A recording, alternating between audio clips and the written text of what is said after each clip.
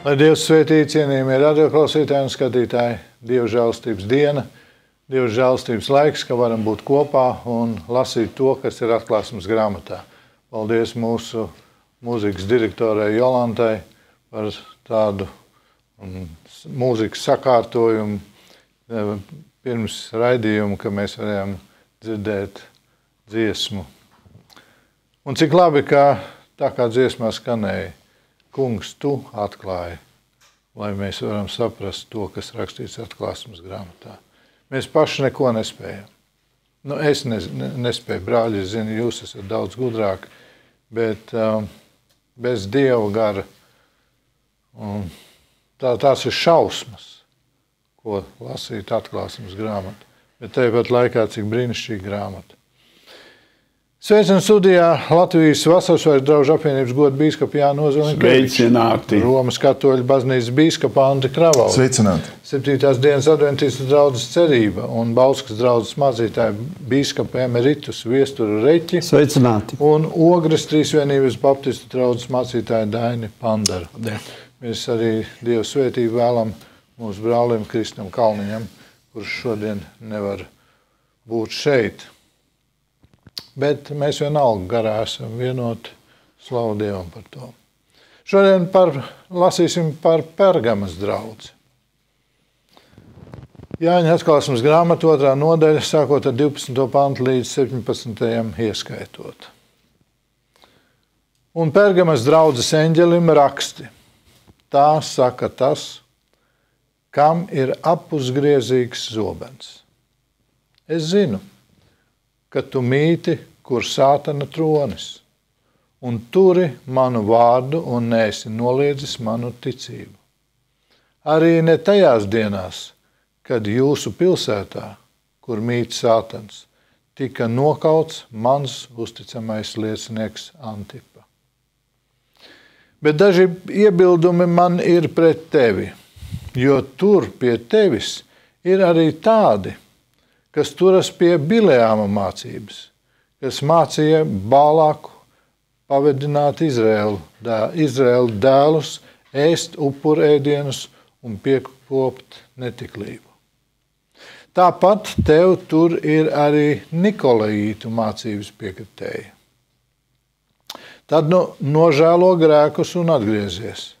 Bet, ja ne, es nākšu pie tevis drīz un cīnīšos pret viņiem ar savas mutes zobenu. Kam ausis, lai dzird, ko gars saka draudzēm. Tam, kas uzvarēs, es došu ēst no apslēptās mannas, un vēl es došu baltu akmeni, un uz tā būs rakstīts jauns vārds, ko neviens nezina, kā vien tas, kas to saņems. Slava Dievam, Pergamas draudze.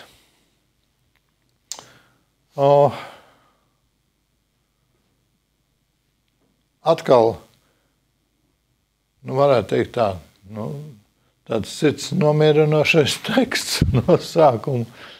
Labiņi, jūs malači esat izturējuši, un viss ir labi. Un tur, kur ir Sātana trons, un tomēr jūs manu vārdu esat dzirdējuši, bet ir problēmas. Un izrādās tās problēmas ir ļoti lielas un interesanti, ka šeit sanāk kopā savu veidu tāds jau buķeti jau. Buķeti no diviem ziediem. Nikolaīti un Bileām. Puķītis. Andi, došu tev vārdu, jo tu pagājušreiz biji atsūtījis Gunāru. Brīnišķīgi mēs varējām kopā domāt. Lūdzu. Ja, tad tā mums ir jau 3. baznīca, draudze. Atcerēsimies, ka Efeza tajā laikā pirmā no draudzēm bija Mazāzijas politiskais centrs, un tad pagājušā svētdienā runājāt, ka Smirna vairāk ir tirsniecības centrs, un tad Pergama ir Mazāzijas kultūras un reliģiskās dzīves centrs. Mazliet tādu kultūru vēsturisku, ģeogrāfisku aprakstu. Pilsēta sen aptuveni 200 gadus pirms Kristus, un izceļās ar to, kā jau to pats vārds izsaka, pergama saistībā ar pergamentu. Burtiski arī šis vārds... Tie, kas nesaprot, jo jaunieši šobrīd nezin, kas ir pergaments. Pergaments, tas ir veids, uz kura rakstīja, un tas ir, šodien tas mums ir papīrs, bet tajā laikā dažādos veidos ieguva pergamentu, piemēram, no niedrēm, piemēram, arī no ādām, un tādā veidā arī šī pilsēta ievarama ar to, ka vairāk kā 200,000 dažādu pergamentu ruļļu bija, un viņiem ir lielākā praktiski biblioteka visā Romas impērijā, tūlīt aiz Aleksandrijas. Bet burtiski šis vārds pergama nozīmē arī citadele. Tad arī geogrāfiski tā atrodas uz tādā 300 metru augsta kalna. Liekas, tu varbūt arī vēl pats to atceries un zini. Un tad ļoti... Es atceros, jo es tajā laikā es nedzīvoju tajā laikā, bet pēc tam redzēju. Bet tu to esi iemūžinājis fotogrāfijās, un tāpēc vienkārši... Es šeit esmu šodien atnesis kalendāru. Piedod, tu vari paņemt Daini. Un Ines, tu vari parādīt, ko mēs te redzam priekšā. Tas ir vecs kalendārs, kura gada? Tas ir 2011. gada šausmas. Kaut kāds 12 gadus atpakaļ. Bet man bija izdevība būt visās 7 Mazāzijas draudzēs, un šeit ir pergama. Te paskaties, brāl, precīzi to, ko tu saki. Faktiski ļoti, ļoti spēcīga pilsēta, kultūras centrs. Un reliģiskais centrs. Jā, paldies. Mēs tur brāļiem laikam runāsim un sapratīsim, kāpēc, ar ko tad viņa ir īpaša. Un, protams, ir jāpiemina, Aleksandrs Lielais, kas tātad tajā laikā šo pilsētu arī padarīja bagātu, tā uzplauka. Un romiešu, var teikt, valdīšanas laikā tā bija galvenā galma mītne. Un arī joprojām ir tā saglabājusies Turcijā, un šo vietu sauc par Bergama. Tad joprojām to var apskatīt. Un kas vēl ir interesanti, ka ir daudz ūdeņu, dažādu avotu, un vienmēr, kur ir avoti, kur ir upes, kur ir ūdens klātbūtne, tad parasti tur uzplauka arī pilsētas. Zīmīgi, ka arī Jēzus laikā Jēzus savus mācekļus veda tālu, lai tieši pagānu dievekļu un tempļu priekšā jautātu, kas tad es esmu un ko cilvēki domā. Un šeit ir kaut kāda līdzīga situācija, ka kristieši dzīvo tādā ļoti reliģiski, pagāniski stiprā pilsētā, kur ir dažādu veidu dievu, pārliecību, filozofiju, kultūru, ieskaitot arī dziedināšanas nepieciešamība. Un tāpēc cilvēki uz turieni dod, tā ļoti pazīstama pilsēta, vieta. Un īpaši tāds dievs bez zeva, un mēs runāsim laikam par zevu mazliet vēlāk bija, bet Eskulops, kas apsolīja veselību, un ļoti bieži cilvēki ar tādu domu arī gāja, un arī lasīju tādos Bībeles žurnālos, kā arī patiešām tur vienā no tempļiem arī tika uzturētas čūskas, un tāpēc ir atcauce uz čūsku, tā tiks Zevalaikam templī, arī tur tā mitinājās. Kā tu teici, Eskalops? Jā. Bija tāds ēdiens pēc laikā, Eskalops. Eskulops. Tad pielūdzat šo dzīvo čūsku, kurā templī arī tika barota. Un patiesībā varbūt šīs priekšzināšanas ir svarīgas, lai mēs saprotam, jo runa ir par troni, par čūsku un arī par mācībām. Ja tas mazliet ievadā. Jā, Daini, ko tas gribi sacīt?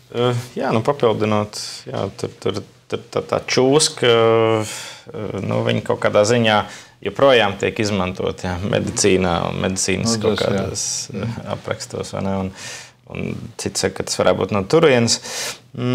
Jā, un protams, arī interesanti, kad katru reizi, kad Jēzus saka, viņš tika apzīmēts, viņš ir kaut ko, jā, tā saka, tas kungs, kam zobens abās pusēs as, un interesanti, ka tās pilsētas vadītājiem, valdītājiem varēja būt šis saucamās zobena tiesības, restīvi viņš varēja izdarīt izvēli vai nogalināt cilvēku vai nē, tad pats valdnieks. Un šajā gadījumā, ja es tā kā pasaka, es esmu tas, kam abās pusēs griezīgs zobens, ja kad es esmu, kas dod dzīvību un dzīvību arī kaut kādā ziņā atprast, vai es varu izlemt, kas būs, un tādā veidā parādot to varu, ka neskatoties uz visu šo sātana tronu, visu, kas notiek, un arī to, ka viņš piemina šo Antipu, ja, kas bija tas martīrs, dzīvais liecinieks, ja, kad ja es saku, tas ir mans liecinieks par mani, ja, un tā kā, kaut kādā ziņā pasakot, redzi, sātans tā kā izdarīja izvēli,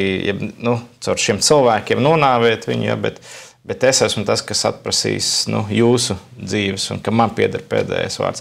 Tas varbūt arī tā interesanti. Jā. Viestur. Jā, interesanta vieta, kultūras centrs, kā jau Andris ieskicēja, un arī lūk, šis dziedniecības centrs no vienas puses, kur cilvēki tātad, un kā Dainis atgādināja, mēs jau tagad arī redzam medicīnas simbols ir čūskapa, biķeri. Tad varētu teikt, ka tur Pergamā ir savu veidu Pasaules veselības organizācijas pirmsāk. Viens varbūt, jā. Mēs jau varam iet atpakaļ. Tā čūska noteikti nāk no Pergamas, jo viņi jau šobrīd arī ir. Tas Eskulopijs, teiks, ka ir kādi, varbūt laika aptuveni 200 svētnīcas un tempļi, bet no visiem tiem tomēr svarīgākais bija tieši Pergamā.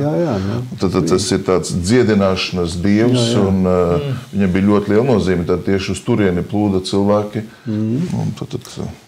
Par čūsku tad jau jāatgriežās vēl ātrāk, Mūzes jau tuksnesī sacīja uzlikt čūsku, un kas skatījās tik dziedināt, vai ne?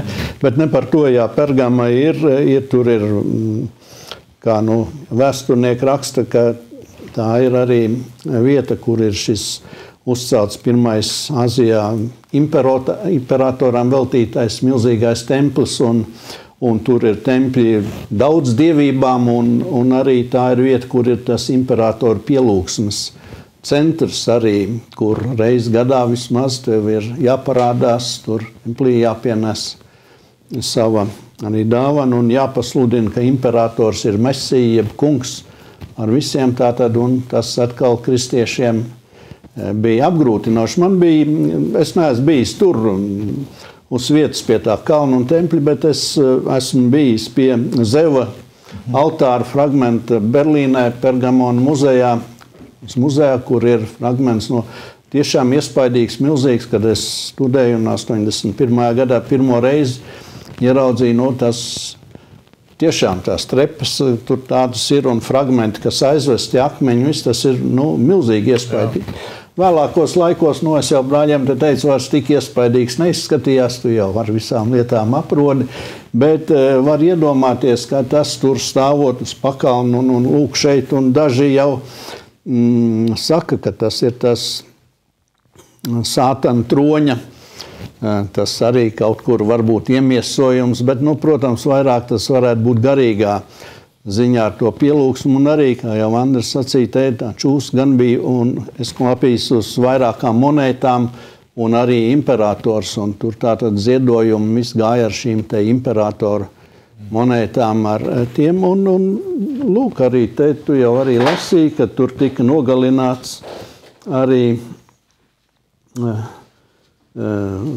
Antipa, un ka tas ir savā veidā bija signāls, ja tur tas notiek, tad arī citur var tos kristiešus vajāt, un ja viņi atsakās kaut kam pakļauties, var arī nogalināt par šo te pretestību. Un, protams, te jau mēs lasījām arī, ka kā jau visās vietās arī starp kristiešiem bija lūk, Antipa, bija grupa, kas stingri stāvēja, atsacījās piedalīties šajos kultos, jo tur iepriekš Pergama jau ir bijusi slavena, ka dažādu vietējo valdnieku kulti ir bijuši, bet tagad ar imperatoru, bet bija otra puse, kas meklēja kompromisus, un par ko ir tas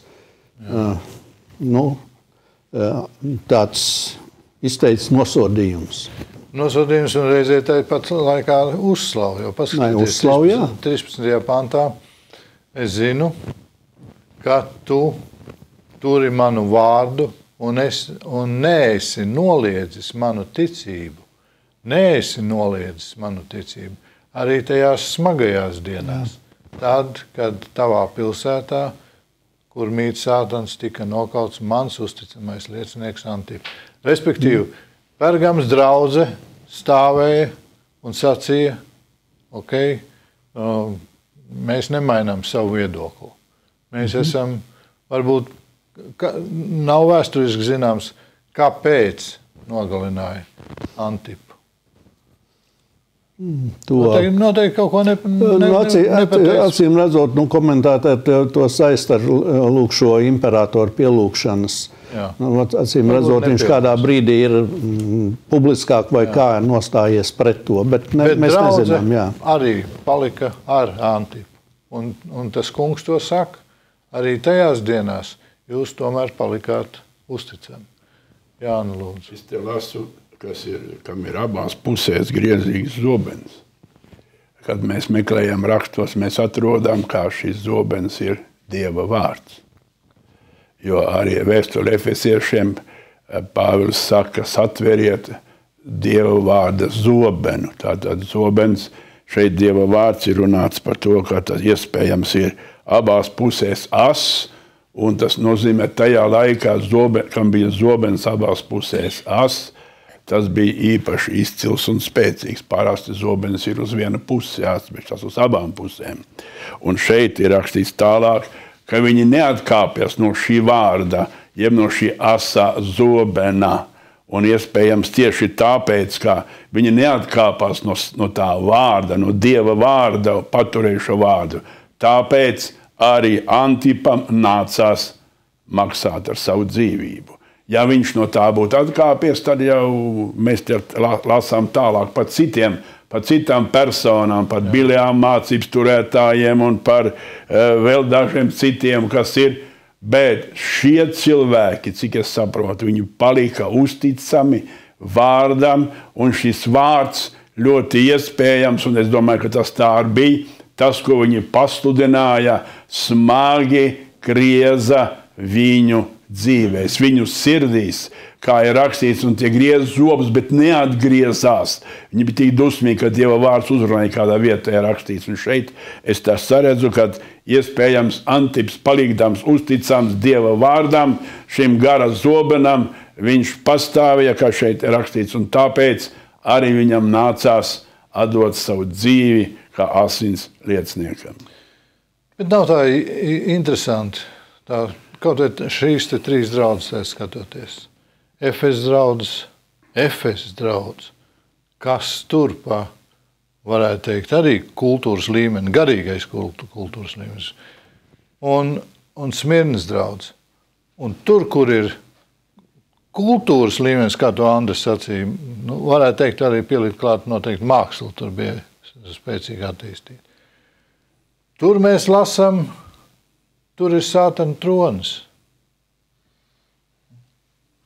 Jā, ar ko atšķirsies Pergamas draudzes? Tas ir interesanti. 13. pantā ir teikts, es zinu, ka tu dzīvo tur. Ja citos tulkumos es zinu, kur tu dzīvo. Un parasti citurām baznīcām, ja es saku draudzēm, es zinu tavus darbus. Bet tātad šeit ir uzsvars tiešām, kā tu saki, uz to vietu. Gan tur ir Sātana tronis, gan vēlāk 13. panta beigās pateikts, kur Sātans mājo.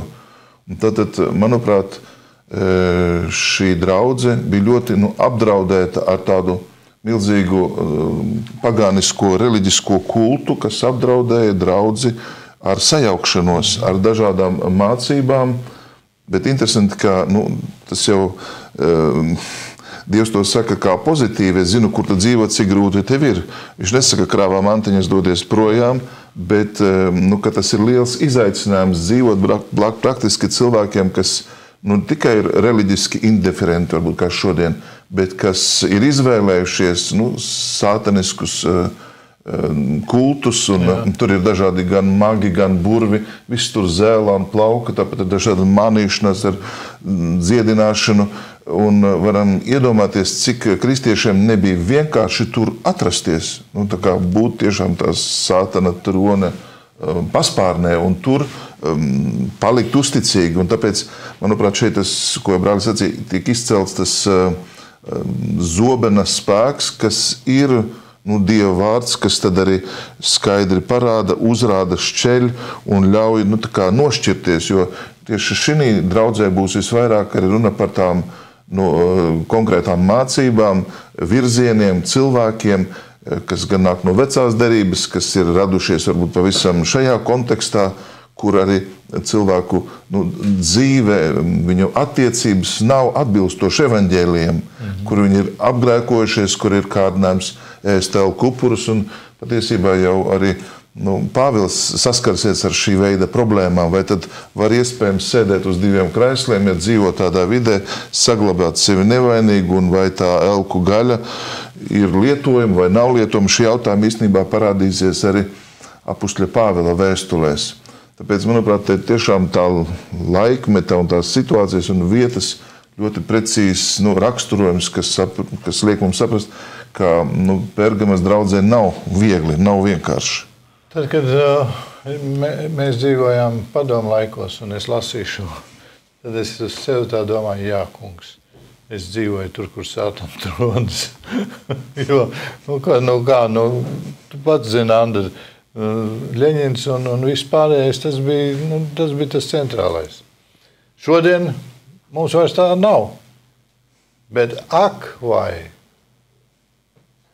lasot šodien, un pārdomājot šo tekstu, tik ļoti daudz, ko es izjūtu. Tā kā tu, Andris, sacīji, dzīvot tajā vidē. Man, piemēram, tajā brīdī bija kauns dzīvot tādā vidē, ka mūsu Nacionālajā teātrī tika atklāta izstāde. Kā bija tas mākslinieks, slavens ar faktiski demoniskajām bildēm un vispārējo. Un Nacionālajā teātrī izliek viņa savā saucamo mākslas darbu vīriešu dzimumu locekli. Un visi iet un skatās un rāda pirkstu. Tā ir kultūra. Es uzskatu, tā ir vietas apgānīšana. Labi, Nacionālais teātris nav nekāda svētā vieta, bet tomēr tā ir, man viņa ir, es uz viņu skatos kā vietu, kur tika pasludināta Latvija kā valsts. Un tagad tu tā mierīgi atver šādu te, un ne tikai tas vien tur iekšā. Un tas tikai viens piemērs. Ja mēs jūs paši zināt, kas bija atvērts Rotko, Rotko izstāžu zālē. Visur spiežās iekšā precīzi šis pats. Un tad ir tā interesanti. No vienas puses kultūra, māksla. Varētu teikt, tas, ar ko mēs lepojamies. Un no otras puses, tu, Dieva bērns, tev jāņem vērā, ka tā ir vieta, kur Sātana tronis. Kāpēc citur nav minēts tieši tas, bet tieši šeit, kur viss ir tik ļoti attīstīts, tieši šeit Dieva gars saka, es to nesaku. Kāpēc es to saku? Tikai tāpēc, ka mums šis fragments par Pergamas draudzi, ko saka Kristus, tas mums ir jāņem nopietni vērā. Jo vai tad mums netrūkst Nikolīta mācības? Es to Nikolītu lieku pēdiņās. Brāļi varēs šeit pateikt, ko jūs zināt, kas vispār ir Nikolīta mācība. Vai tad mums trūkst Bileām mācības? Bileām veidīgās, Nikolīta veidīgās. Papilnām. Visapkārt. Arī mēs šeit, kur esam, atrodamies kristīgais radios. Tu skaties, ir tāda mācība, tu bišķiņus priekš pabraucot. Paejot Sāņas, ir atkal vēl viens cits centrs, kur ar bungām staigā un vasaras laikā pa ielām. Pēc tam ir vēl viens cits centrs. Viss apkārt ir mācību, mācības.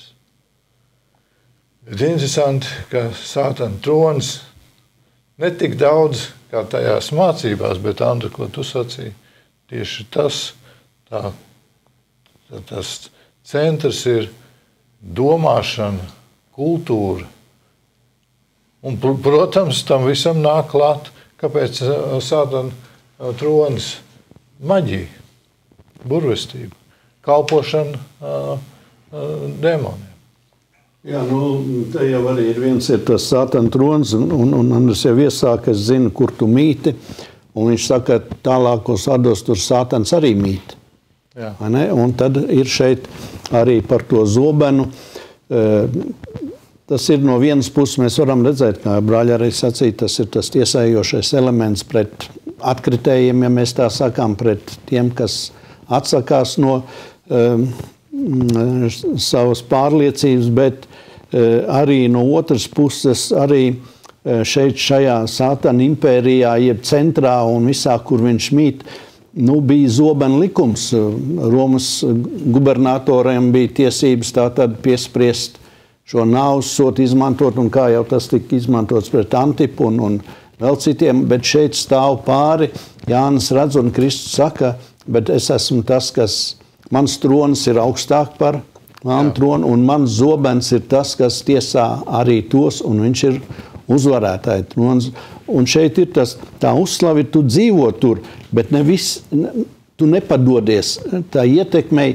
Un fakts ir tas, ka, protams, mēs zinām, ka tums un gaisma nevar mist kopā, jo vairāk ieiet šī gaisma, jo tumsai tālāk jāatkāpjas. Tā kā arī šeit, tu pieminēji arī mūsdienu, es domāju, visos laikos ir bijis tas, ka cilvēki mēģina, ar ko, jo arī šie kulti bija saistīti arī tā, ne tikai aiziet līdz templim un pasludināt, ka ķeizars ir Mesija, tas glābējs un visa devējs, bet tas jau bija arī saistīts ar dažādām orģijām. Tur arī bija mielasti, un kur tika, es domāju, arī līdzīgi, kā varbūt mēs jau iepriekšējās reizēs te Danielu pieminējam, draugs, kas atteicās ēst no ķēzara galda, jo tas bija sveitīts, novēlēts atkal šiem dieviem, un iespējams tas bija arī viens no iemesliem, kas arī traucēja sabiedrībā, jo te ir grupa, kas stāv pretī tam.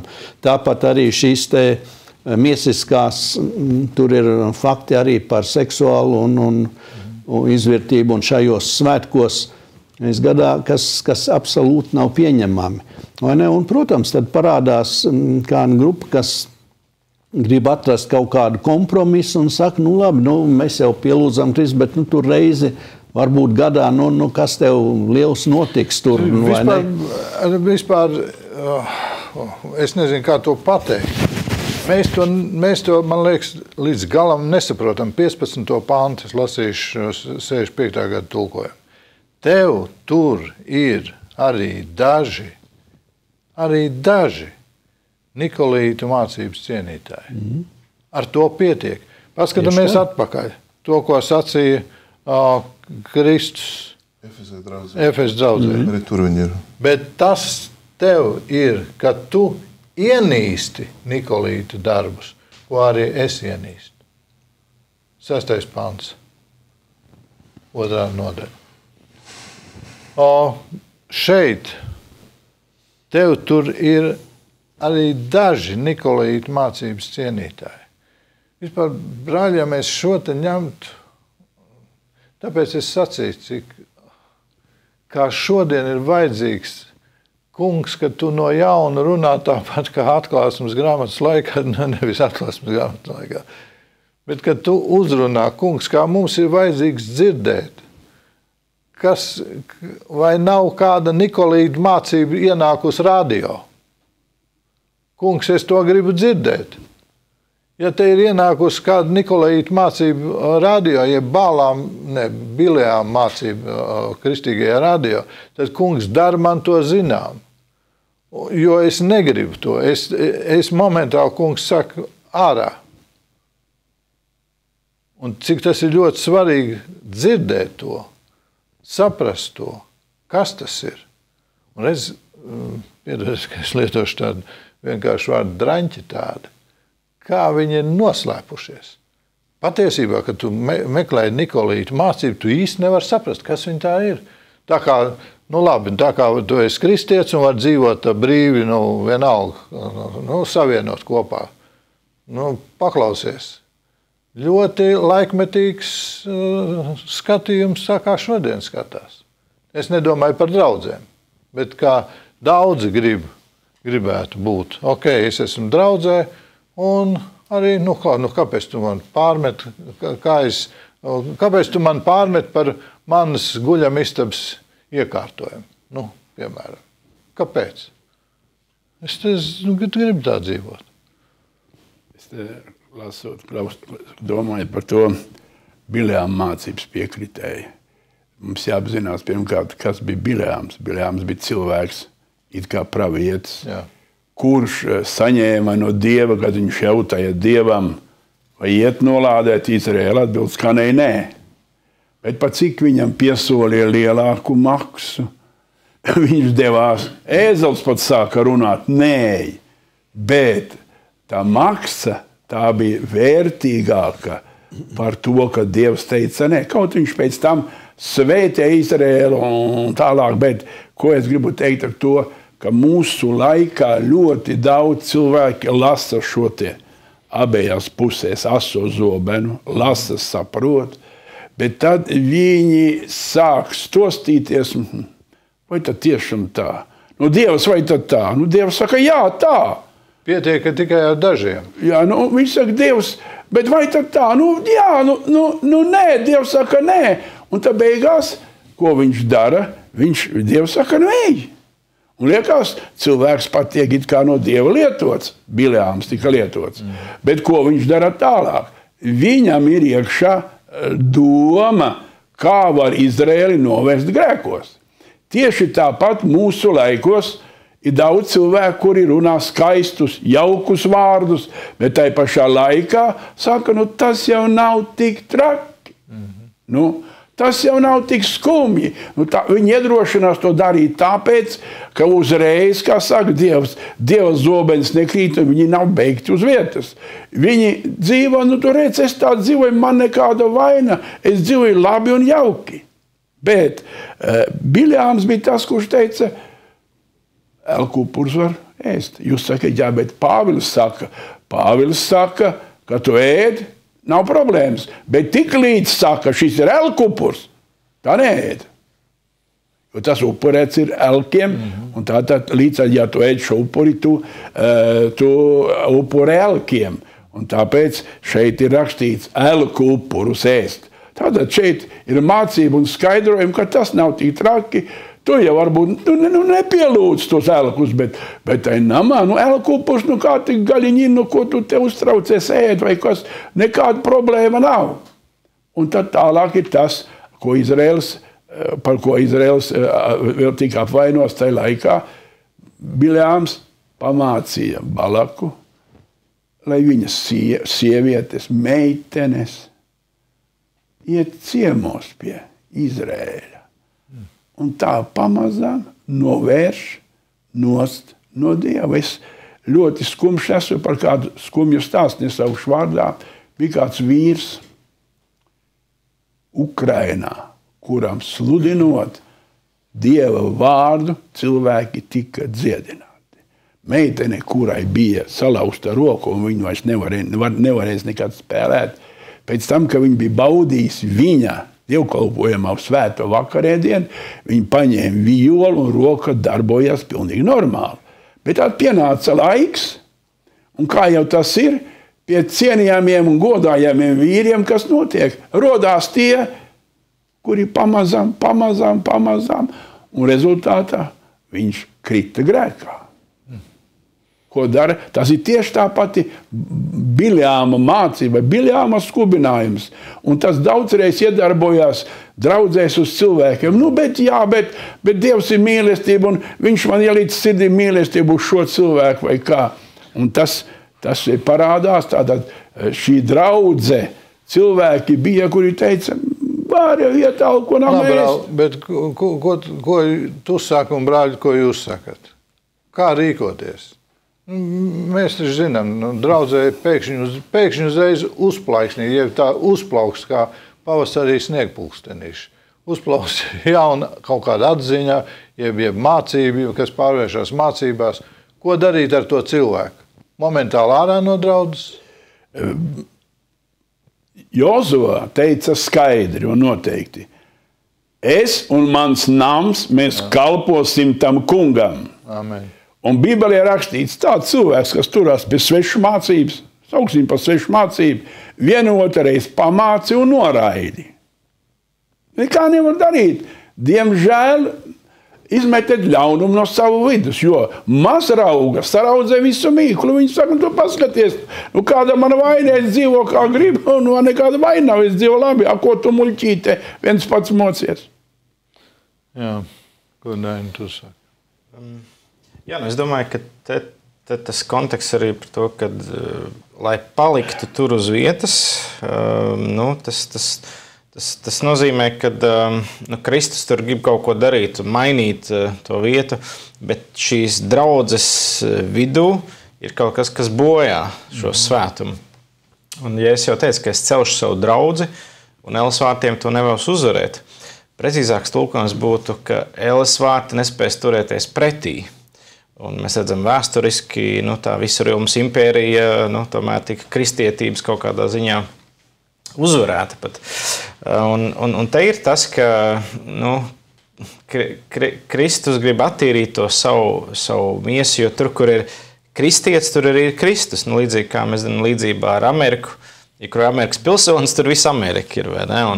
Un šeit kaut kas līdzīgi. Un es saprotu, ka tik ļoti viņiem vajadzēja palikt tur uz vietas, būt par šo gaismu un sāli, bet tā problēma ir, ka no iekšpuses viņi tiek indēti, jo tas Balāms jau Nikolīts, tas jau no iekšpuses saindē, vai ne? Un šajā gadījumā es saprotu, ka tādas ir, ja mēs tā līdzībās runājam, ja manā ķermenī ienāk inde, tad jautājums, cik ilgi man viņu tur atstāt? Ļaut viņai tur darboties, varbūt izmēģināt, varbūt būs pretestība manā ķermenī. Ja mēs zinām, ka tā ir inde, dzelonis jāvelk ārā un jālieto pretinde. Un šī ir pretpote, pote mums nepatīk šis vārds, bet pretinde, pret šo mācību Kristus miesām. Tad, ja tas netiks izdarīts, tas dzelonis netiks izvilks to, kas bojā, tas ietekmēs visu. Tas nozīmē, ka no draudzes viņš ir jāatlaiž? Teiksim tā, es parasti saku cilvēkam, tad es esmu aizliedzis cilvēkam publiski runāt, bet ja viņš turpina privāti runāt, tad mēs to publiski atskaņojam un jau konfrontējam publiskā veidā, tāpēc, ka viņš pamazām sāka saindēt privātās sarunās. Bet principā tad zem 4 acīm aizrādot vienreiz, otrais, kā tur teikts, pamācot, ja viņš neatgriežas, viņš turpina publiski, tad aizliek publiski runāt. Ja viņš publiski nerunā, bet dara individuāli, tad ir jānes draudzes priekšā un jābrīdina par to. Te ir ļoti smalka tā, paldies tādai, ļoti smalka tā nianse. Tev tur ir arī Nikolīta mācības, nevis sludinātāji, bet piekritēji, jeb cienītāji. Pietiek, kad viņš pat nerunā neko, bet tu zini, ka viņš ir par.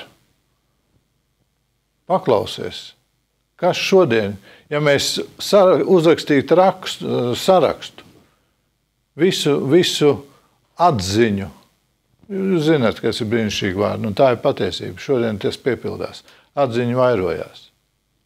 Fantastiskā ātrumā vairojās. Un kur viņi vairojās? Visvairāk viņi vairojās draudzēs. Pasaulē, protams, arī, bet tur viņi vienā virzienā iet.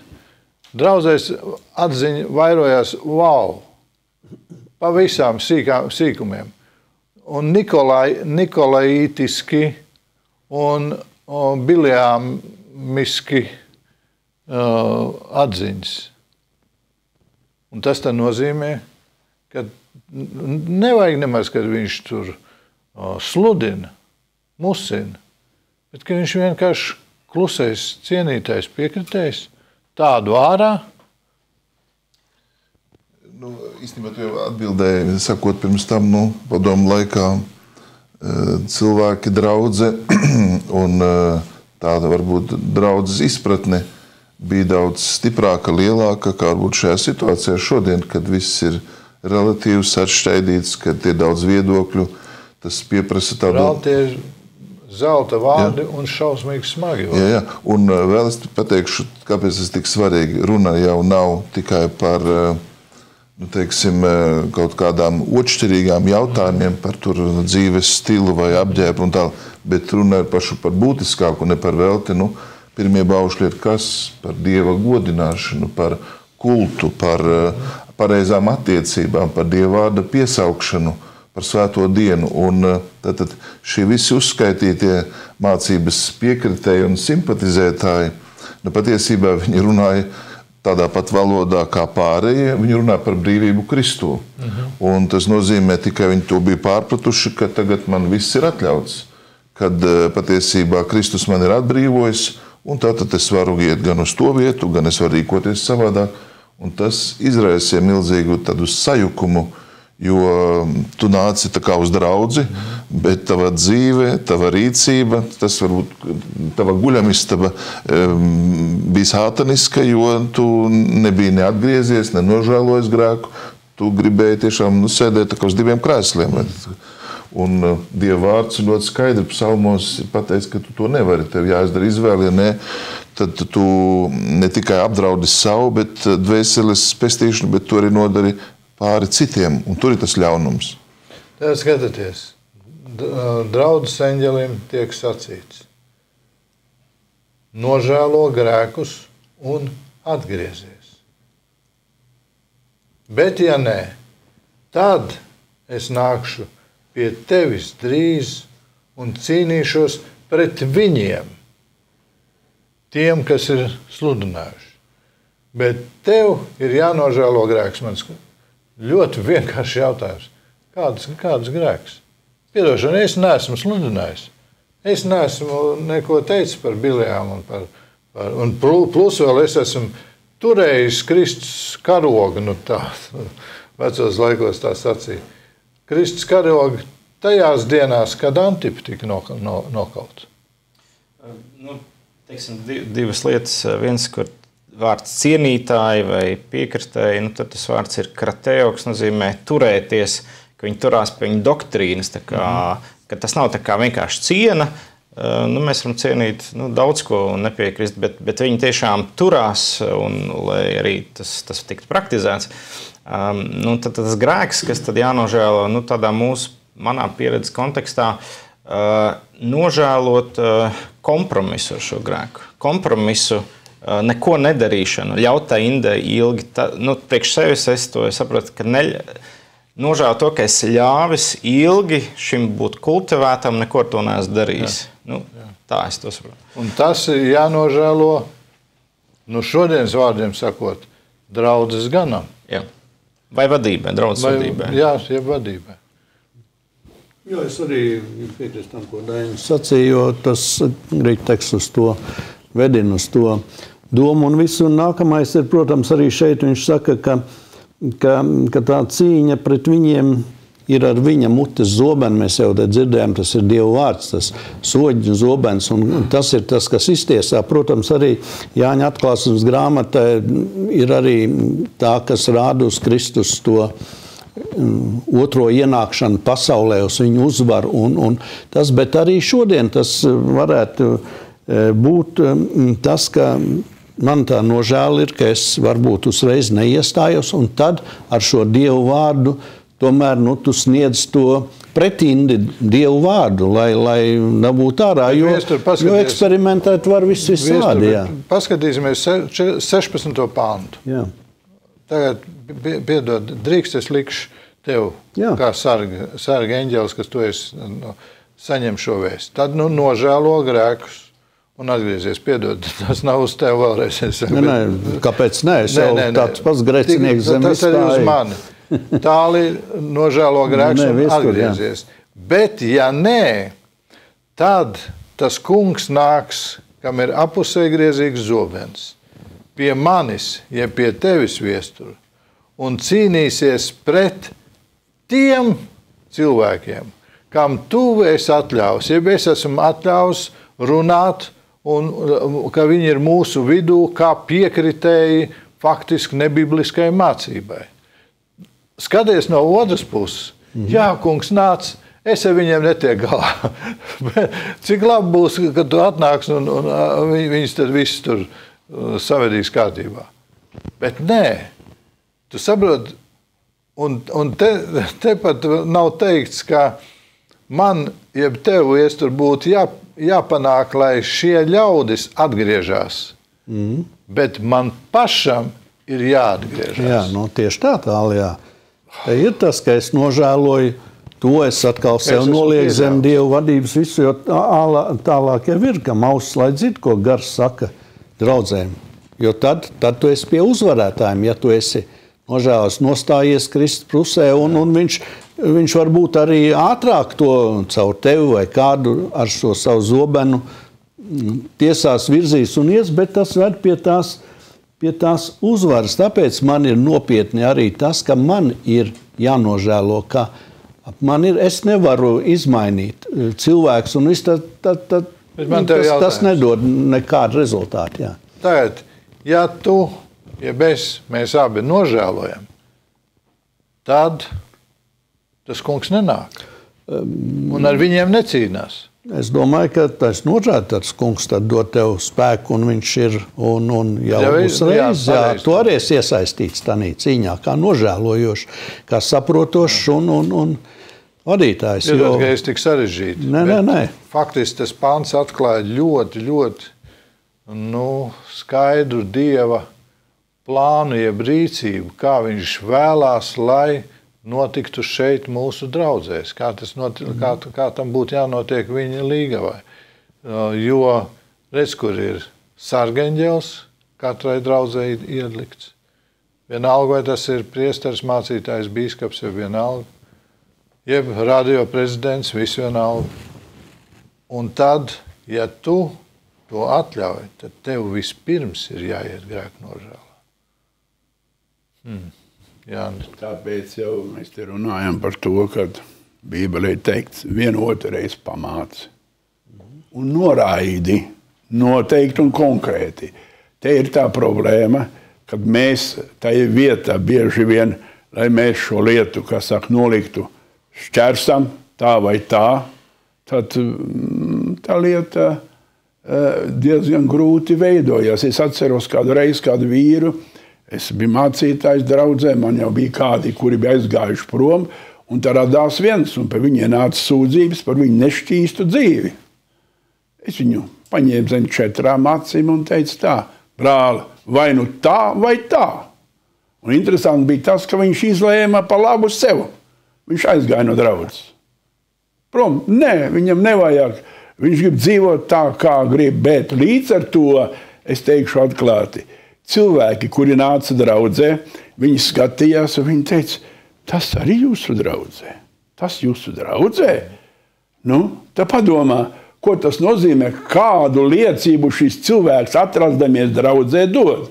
Un līdz ar to, ka Pāvils saka, jūs esat vēstule ne ar tinti rakstīta, bet uz sirdī rakstīta. Tas, kā šādi cilvēki atrodas draudzē, un viņi turpina būt un darboties, viņi ņem dalību mūsu mīlestos, tas ir kā inde tiem, kuri nāk un mūs redz. Un tāpēc mums ir jānožēlo tas un jāpieprasa, vai nu viņi atstāja vai atstāja mūs.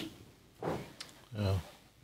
Tas pamudinājums atgriezties, nožēlot grēkus, Tas jau skar cilvēka dzīvi. Man ļoti patīk, ka mēs šeit tā atšifrējam. Ja es nesaku, bet ja nē, tad es nākšu pie jums kā draudzes, es karošu. Nē, viņš to nesaka. Jā, bet viņš saka pie tevis. Jā, kā tu izcēli. Runāju tiešām par katru līdzatbildību. Un, protams, ka ganiem ir sava līdzatbildība, bet arī tas, ja man blakus ir grēks un es uz to nereaģēju, ja es ar to sadzīvoju, ja es to pierodu, tad es dodu liecību, un arī no manas izvēles, no manas attieksmes ir ļoti daudz, kas atkarīgs. Jo, ja mēs pēc loģikas lasām tālāk, tad par uzvaru un arī par to baltu akmeni, tad arī tur ir, uzvarētājs parasti ir viens, ja, tad arī baltais akmens, ja tas ir runa par attaisnošanu, tas ir viens kā, tas nav tik daudz kolektīvu. Tātad šeit, pat ja tiek runāts ar draudzi, šī individuālā atbildība ir ļoti, ļoti uzsvērta. Un īstenībā Kristus arī to savā mācībā uzsvērs. Tas, ka tu tur piederi un cik tev tur laba un dedzīga un dinamiski evaņģelizējuša draudze, vēl nenozīmē, ka ar tevi viss ir kārtībā. Tu vari būt tiešām kā puvis ābols un pūdēt citus. Draudze tik dziedoša. Skanīga. Jā, turpin, brāl. Jā, es domāju, ka arī šeit ir kaut kas ļoti skaists pateikts. Mēs vēl neesam pieskārušies par šo apslēpto mannu, ja, un baltu akmeni. Daudz domā, kas šeit varētu būt apslēptā manna. Ko tu saki, kas tas? Daži pētnieki domā, ka šeit varētu būt tas esmu dzīvības maize. Jēzus Jāņa evaņģēlis 6. nodaļā daudz veltīja laika, lai pateiktu, ka viņš būs dzīvā barība, ka viņš sevi dos. Un viņš atsaucās, jūsu tēvi saņem mannu, un ne jau Mūzes vai kāds cits viņiem deva, bet mans tēvs no debesīm. Tad es domāju, tas ir vakarēdiena atsauce, un arī baltais akmens tā ir uzvara.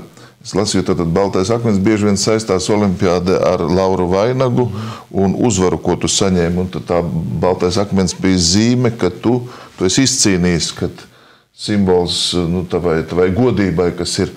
Un arī pie tiesāšanas tad bieži vien tā bija zīme, ka tu esi attaisnots, ka tu esi brīvs, ka tu esi uzvarētājs. Ja, tā. Jā, te jau arī tie komentāri, viņi saka, ka tas deva arī tālāks tās privilēģijas un pilnvaras. Tavs vārds tur bija, tu biji izcīnījis, saņēmis šo apbalvojumu kopā ar to vainagu. Vai ne? Un tu varēji, un šeit arī ir, ka tu vari tad kā uzvarētājs. Ja tu esi dzirdējis, nožēlojis, aizgājis, pieņēmis, ko gars saka, tad tu būsi ar mani ēdīs no slēptās mannas, no dzīvības maizes. Vai ne? Tas ir tas apsolījums, ka tu dzīvos un te ir tā savienība ar Kristu. Es domāju, tas ir arī skaists un labs apsolījums, kas liek mums arī pārskatīt reizēm mūsu to attieksmi, ko mēs gribam, kā brālis sacīja. Tu saki, tu izvēlies vienu vai otru.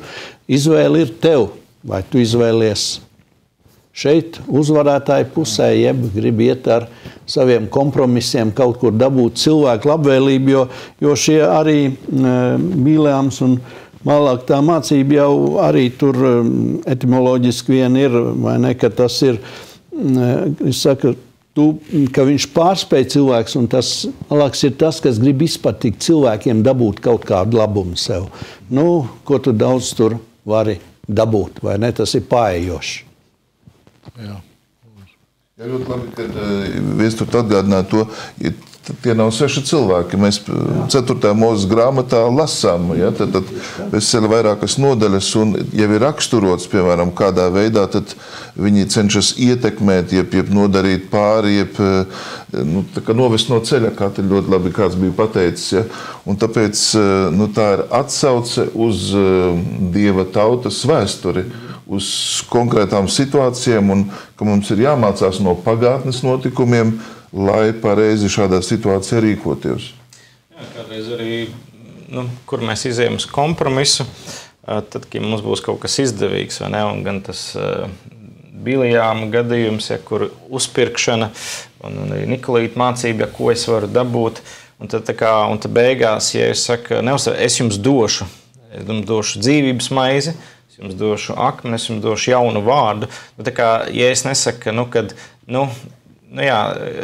Viņš saka, tas, ko es jums došu, būs daudz vērtīgāks, nekā jums tagad mēģina iedot šīs pasaules labumu. Tāpēc neiet kompromisā, nepazaudējiet to manu vārdu.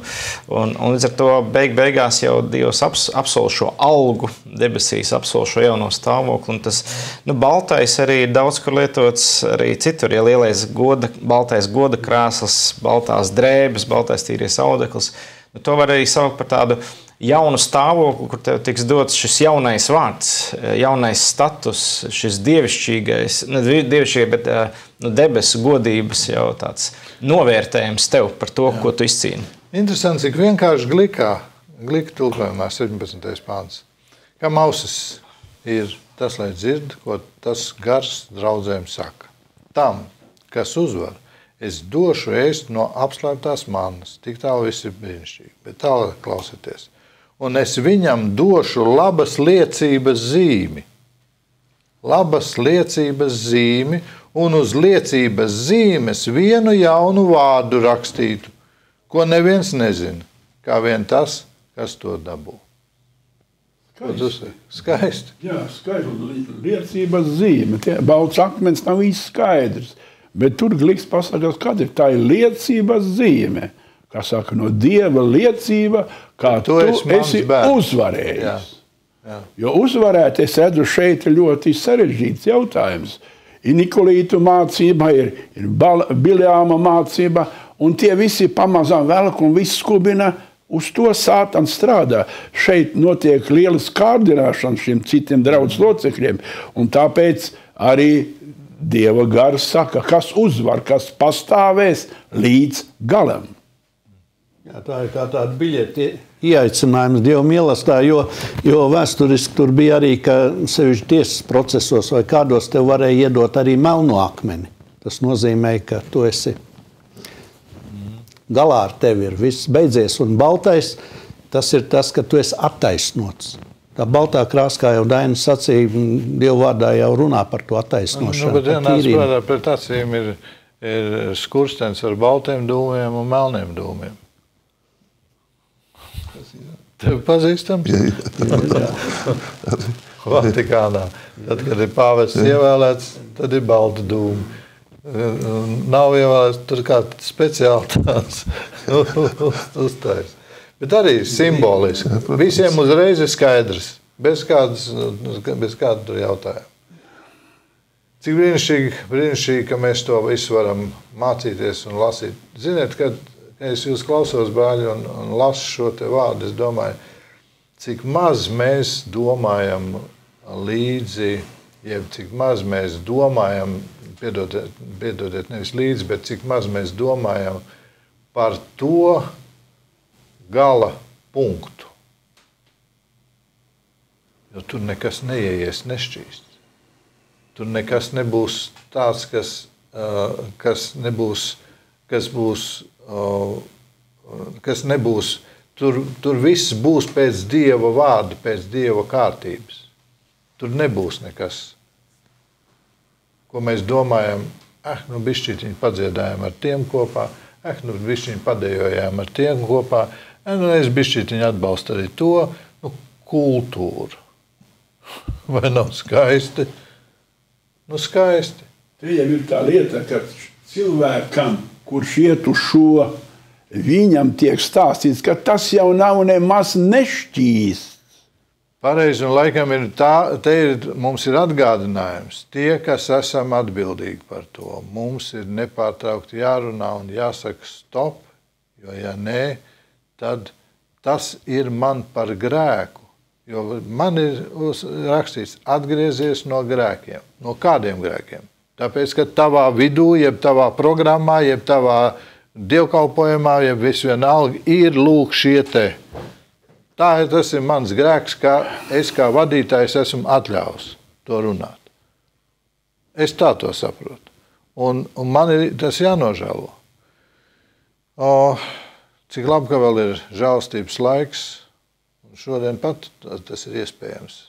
Un es gribētu teikt tā, nevis tādi mēs ejam un skatāmies, kurus mest ārā un tiesāt ir tādi, bet lūk no tā kunga svētais gars uzrunā uz Atkal es nevaru mierīgi runāt. Kungs uzrunā uz mani. Kas ir kaut kas tas, kas ir nikolaitisks, kas nav pēc tevis. Palīdz man to saprast. Brāļi, paldies jums. No sirds paldies. Piedodiet, lūdzu. Lai Dievs svētī. Jēzus kungs atļaus, mēs tiksimies pēc nedēļas. Visu labu.